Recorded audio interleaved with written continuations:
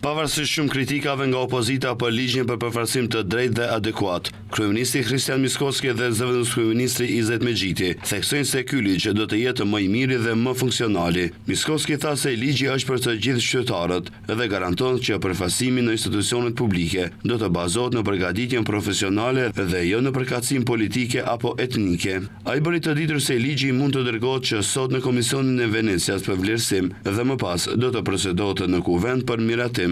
Të presim opinionin e Komisionit të Venecias dhe më pas ligji do të dorëzohet të gjithë deputetëve në kuvend. Ata do të kenë mundësi të propozojnë amendamente. Nëse ka pajtim rreth formës përfundimtare, ligji do të votohet dhe do të hyjë në fuqi. Duam që gjithçka të bëhet siç duhet, pa e kthyer këtë në çështje politike. Ndërkaq, zëvendës kryeministri Izet Mexhiti, duke drejtuar një sër akuzash për ish-qeverinë, tha se me këtë po zgjidhin një çështje që është dashur të kryhet që nga viti 2003.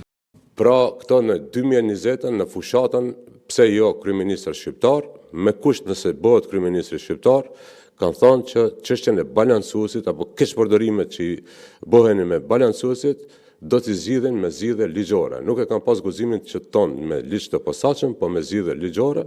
Dhe ne, domethënë, po e bëjmë në këtë qeveri në vitin e parë, pra po mbyllim një çështje që është dashur të mbyllet në 2003 e këndej. Kujtojmë se ligji për përfaqësim të drejtë dhe adekuat të martën ka kaluar në seancë të qeverisë, ndërsa pasi të dërgohet në Komisionin e Venecias, autoritetet shtetërore sharojnë se do të ketë debat publik dhe i njëjti do të procedohet në kuvend për miratim.